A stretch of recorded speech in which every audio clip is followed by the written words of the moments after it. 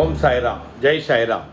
உலகெங்கிலும் இருக்கிற நம்முடைய சாய் சொந்தங்களுக்கு இவ்விதமான கூட்டு பிரார்த்தனைகளையும் கிரியா ஹீலிங் முறைகளையும் வெற்றிகரமாக நிகழ்த்துவதற்கு நம்மை பெற்ற பெற்றோர்களுடைய வாழ்த்துக்களாலும் நாம் வணங்குகின்ற எல்லா தெய்வங்களுடைய பிரதிநிதியாக இருக்கிற நம்முடைய சாய்நாதருடைய பேரருளினாலும் உங்கள் அனைவருடைய பேராதரவினாலும் இத்தகைய பிரார்த்தனைகளை ஹீலிங் முறைகளை வெற்றிகரமாக நிகழ்த்த முடிகிறது.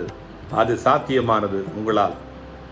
ஆக இன்றைக்கி ஒரு முக்கியமான ஒரு செய்தி உங்கள்கிட்ட சொல்ல போகிறேன். என்னென்னா, இந்த மட்டை தேங்காய் அப்படின்னு சொல்கிறாங்களே, அந்த பரிகாரம் பாபாவுக்கு எப்படி பண்ணுறது அப்படின்னு நிறைய பேர் கமெண்ட்டில் கேட்குறாங்க, தொலைபேசியிலையும் கேட்குறாங்க. அண்ணா, இந்த மட்டை தேங்காய் என்னமோ பண்ணுறேன்னு சொன்னீங்களே, இந்த பிரார்த்தனையின் போது என்ன அப்படின்னு கேட்குறாங்க. மட்டை தேங்காய் பரிகாரம் அடியன் மட்டுமல்ல, இந்த உலகத்தில் இருக்கிற அநேக சாய் சொந்தங்கள் மட்டுமல்ல, காஞ்சிமா முனிவர் பெரிய அந்த சுவாமி இருக்கார் இல்லையா, அவர் கூட இந்த மட்டை தேங்காயை பற்றி நிறைய சொல்லியிருக்கிறாரு. நிறைய பக்தர்கள் இதை கடைபிடிச்சிருக்கிறாங்க, கடை தேறி இருக்கிறாங்க. இதுதான் உண்மை. தேங்காய் அப்படின்னாலே ஒரு பூரணத்துவம் பெறக்கூடிய ஒரு நல்ல ஒரு நிகழ்வு. ஆன்மீக பூஜை புனஸ்காரங்களில் இந்த தேங்காய் உடைக்கிறது அப்படிங்கிறது, எல்லா படையிலும் போட்டு ஊதுவத்தியெல்லாம் ஏற்றுட்டு தேங்காய் உடைச்சிட்டு அங்கே வச்சுட்டு அதுக்கப்புறம் சாமி கும்பிட்டா தான் அந்த நிறைவான ஒரு அந்த ஆன்மீக நிகழ்ச்சிக்கு, அந்த வேண்டுதலுக்கு ஒரு நிறைவு. கோயிலுக்கு போனால் கூட நம்ம தேங்காய் உடைச்சிட்டு வந்தால் தான் அந்த பூஜையை பண்ணின மாதிரி ஒரு மனசுக்கு ஒரு நிறைவு ஏற்படும். அது மாதிரி தான் இந்த மட்டை தேங்காய் ஒரு நாளும் கெட்டு போகாது. அது நல்லா காஞ்சிருக்கும். இந்த தேங்காயை என்ன பண்ணணும், பாபா அன்றைக்கு ஷீரடியில் தன்னுடைய சட்காவினால் அடித்து நெருப்பை ஏற்றினார் இல்லையா, நெருப்பை ஏற்படுத்தினார். அந்த நெருப்பு இன்றைக்கும் தொடர்ச்சியாக 100 ஆண்டுகளுக்கு மேலாக எரிந்து கொண்டே இருக்கிறது, சுடர் விட்டு எரிந்து கொண்டே இருக்கிறது. பிராமணர்களுக்கு நெருப்பு தான் தெய்வம். இந்த நெருப்பில் ஆகுதி பண்ணிக்கிட்டே இருக்கணும். இந்த சமித்து தானம் பண்ணிக்கிட்டே இருக்கணும். சமித்து தானம், அநேக விதமான சமத்துக்களை நாம் தானம் பண்ணிக்கிட்டே இருக்கணும். அதில் சமர்ப்பணம் பண்ணிக்கிட்டே இருக்கணும். இந்த உலகமே அதில் தான். எப்படி தான் அது சாம்பல் தான் அப்படிங்கிறதுக்காக புரிஞ்சுக்கணும் அப்படிங்கிறதுக்காக செய்த அந்த பரிகாரமானது. நானும் இப்படி தான் போக போகிறேன். இருந்தாலும் இருக்கிற வரைக்கும் நான் நல்லா இருக்கணும். எந்த விதமான கமிட்மெண்ட்டும் எந்த விதமான பிரச்சனைக்கும் நான் ஆளாகக்கூடாது. என்னுடைய மனம் சரியாக இருக்கணும், என்னுடைய உடல் சரியாக இருக்கணும், என்னுடைய வாழ்க்கை சரியாக இருக்கணும்.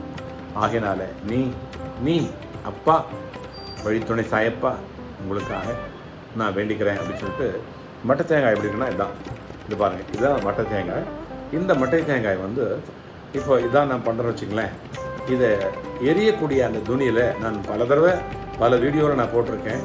இதில் ஒரு கற்பூரத்தை எடுத்து வச்சு அப்படியே கொளுத்திட வேண்டியதுதான். கொளுத்திட்டு இதில் போட்டிருக்கோம். இதில் துணியில் 3 சுற்றி அப்பா, எனக்கான பிரார்த்தனை, இன்றைய பிரார்த்தனை இதுதான். இன்றைய தினத்தில் வரக்கூடிய எனக்கு நான் எதிர்கொள்ள வேண்டிய பிரார்த்தனை இதை நல்லபடியாக எதிர்கொண்டு இதில் நான் வெற்றி கொண்டு இந்த குடும்பத்தையும் என்னுடைய இந்த வாழ்க்கையும் நல்லபடியாக நடத்திட்டு போனோம்ப்பா அப்படின்னு வேண்டிக்கிட்டோம்னாக்கா, இந்த மட்டை தேங்காய் எரிஞ்சு சாம்பலாகி போன பிறகு இதிலேருந்து வரக்கூடிய அந்த உதி, அந்த தொடர்ச்சியாக எரியுது இல்லையா, அதிலிருந்து வரக்கூடிய அந்த உதியின் மூலமாக அதை எடுத்து நம்ம வச்சுக்கிறது. அந்த உதி தான் நம்முடைய விதியை மாற்றக்கூடிய வல்லமை இந்த மட்டை தேங்காய் பரிகாரத்துக்கு இருக்குது அப்படிங்கிறது நிச்சயம். இதை அநேக லட்சக்கணக்கான சாய் சொந்தங்கள் செய்கிறாங்க. அடியனும் உங்களுக்காக நான் செய்கிறேன். நீங்கள் எந்த பகுதியில் இருந்தாலும் சரி, சில நேரங்களில் கிராமங்கள் இருந்தால் கூட நிறைய உங்களுக்கு கிடைக்கிறதுக்கு வாய்ப்பு இருக்குது. நீங்கள் பாபாவை நினச்சிக்கிட்டு உங்கள் வீட்டில் இது ஒரு மஞ்சள் துணியில் கட்டி வச்சுக்கோங்க. போக முடியலை, பாபா கோயிலுக்கு போக முடியல, ஒரு வியாழக்கிழமையும் உங்கள் பகுதியில் கிடைக்கக்கூடிய, உங்கள் தோட்டத்திலையோ அல்லது உங்கள் பகுதியிலையோ கிடைக்கக்கூடிய அல்லது விற்கக்கூடிய அந்த மட்டை தேங்காயை வாங்கி கொண்டு வச்சு உங்களுடைய பிரார்த்தனைகளை வியாழக்கிழமைகளில் செய்து அதை மஞ்சள் துணியில் வச்சு கட்டி வச்சுக்கோங்க. ஸ்டோர் பண்ணி வச்சுக்கோங்க. 9 முறை அது 9 தேங்காய் சேர்ந்த உடனே அது கொண்டு போயிட்டு அருகாமையில் இருக்கிற அந்த பாபா கோவிலில் சமர்ப்பணம் பண்ணுங்க. நேரடியாக ஒரே நேரத்தில், இப்போ நம்ம கோவிலில் கூட ஒரே நேரத்தில் வியாழக்கிழமைகளில் ஒரு 150 200 தேங்காய் சமர்ப்பணம் பண்ணுற வச்சுங்களேன், அந்த துணியை ரொம்பிடும். அதனால் அதுக்குன்னு தனியாக ஒரு கூடையை வச்சுட்டு அதில் போட்டுட்டாங்கன்னா அதுக்கு பிறகு தீர தீர நம்ம எடுத்து அதை போட்டுக்கலாம். அல்லது சில நேரத்தில் வெடிக்கும், இந்த தேங்காய் வெடிக்கக்கூடிய வாய்ப்பு இருக்குது. அது பெரிய பட்டாசு மாதிரி பாம் மாதிரி வெடிக்கும். அதனாலேயும் கூட சில நேரங்களில் ஆபத்து இருக்கும். அதனால் கொஞ்சமாக 4 நாளாக 3 3 போட்டு எரிச்சிக்கிட்டே இருக்கணும் தொடர்ச்சியாக. அந்த மாதிரி செய்ய சொல்லுங்கள். நீங்கள் அப்படி இல்லைன்னா உங்களால் முடியலை, எங்கேயும் போக முடியலை, நான் வெளிநாட்டில் வாழ்கிறேன், எனக்கு பக்கத்தில் கோவிலே இல்லை, மட்டை தேங்காய் கிடைக்காதுன்னா என்கிட்ட சொன்னீங்கன்னாக்கா அதுக்காக உங்களுக்காகவே ஒரு சகோதரன் இந்தியாவில், இந்திய மண்ணில், தமிழ் மண்ணில் உங்களுக்காக அடியன் இருக்கிறேன். நீங்கள் சொல்லக்கூடிய உங்கள் பேருக்கு அல்லது உங்களுடைய சொந்தக்காரர்கள், பிள்ளைகள், திருமணத்துக்காக எதுக்காக இருந்தாலும் அதை இந்த கமெண்ட் பாக்ஸில் போடுங்க. அல்லது நேரடியாக என்னுடைய எண்ணுக்கு அதை டெக்ஸ்ட் மெசேஜ் அல்லது வாய்ஸ் மெசேஜில் போடுங்க. இல்லை நேரடியாக அழைச்சி சொல்லுங்கள். உங்களுக்காகவே உங்கள் சகோதரன் நம்முடைய வண்டலூர் வழித்துணை பாபா கூட்டு பிரார்த்தனை கோபுரத்தில் உங்களுக்காக இந்த பரிகாரத்தை செய்யறதுக்கு காத்துக்கிட்டு இருக்கேன். வாழ்க. இதுக்கான எந்த கட்டணமும் கிடையாது. ஒருவேளை கட்டணம் ஏழைகள்கிட்டையும் முடியாதவங்கள்ட்டையும் நம்ம வாங்கிறதில்ல. ஒருவேளை ஆசைப்பட்டு அவங்களே விருப்பப்பட்டு கொடுத்தாங்கன்னா அதை வாங்கக்கூடிய ஒரு வாய்ப்பு இருக்குது, வாங்கி கொள்ளக்கூடிய ஒரு தகுதி இருக்குது. அதனால் எல்லோரும் நலமாக, வளமாக, ஆரோக்கியமாக, ஐஸ்வர்யமாக இருக்க உங்களுக்காக பிரார்த்தனை செய்கிறேன்.